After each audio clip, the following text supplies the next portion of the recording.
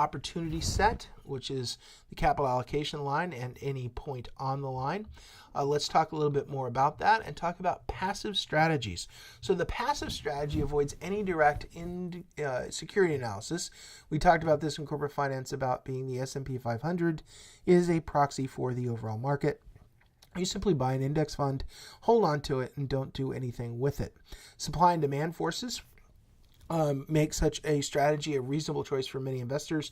In other words, this is the easiest way for an average investor to get into a risky asset is simply buy the top 500 companies in the United States of the S&P 500. Of course, many of them are global, so it really is a global fund.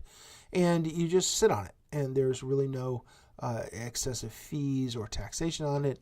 You just buy and hold a S&P 500 index. That is a passive strategy.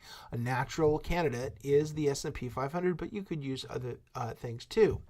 The capital market line is the allocation formed between the two passive portfolios. So the question is, where are you on this line? If the return up here is the S&P 500, the return down here is the T-bill, somewhere in here is where you want to be. You might want to be 100% stocks.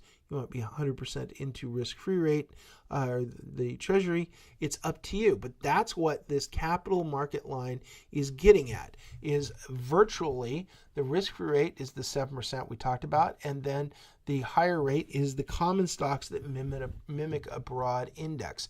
So where in the capital market line are you? And so if you don't want any risk-free and you're 100% into stocks, that's where you are. And of course, if you want 100% risk-free, you are at the bottom of the line. And anywhere in between here is up to you. Can you go beyond the line? Sure. You could borrow and get more than 100% of your money into stocks. If you went on to margin with a brokerage account, oftentimes they will loan you up to 100% or at least 50% of your portfolio, and you could double your allocation into stocks if you really wanted to roll the dice. So the capital market line is the risk-free rate plotted against the common stocks, which we're going to use as the S&P 500. And from 1926 to 2012, the passive risky portfolio offered an average return of 8.1 with a standard deviation of 20%, resulting in a reward to volatility ratio of 0.40.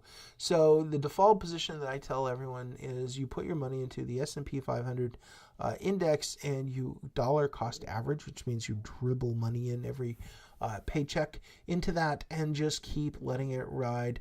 And you're betting on the biggest 500 companies in America, and the odds on them all going broke at the same time are 0. And even if they did, the last thing you'd be worried about is money, because money wouldn't matter. You'd be looking for water at that point. It'd be back to survival. So when you start thinking about strategies, the first strategy that you want to talk about in investing is where on this line do you want to be? How much risk do you want to take? And if you want to talk more about how much risk you want to take, I have given you a hint at where you can look. Not to plug my book, but I could plug my book a little bit. So Investor Behavior, Kent Baker, Victor Riccardi. It's a great book, but it is a very technical book. It's in the behavioral finance class, actually, is where I use it. You don't have to buy the book. I'm just telling you that where you put yourself on this line of how much risk to take is challenging to figure out. I did my doctoral dissertation on it. It is very challenging because what you want, you can't have.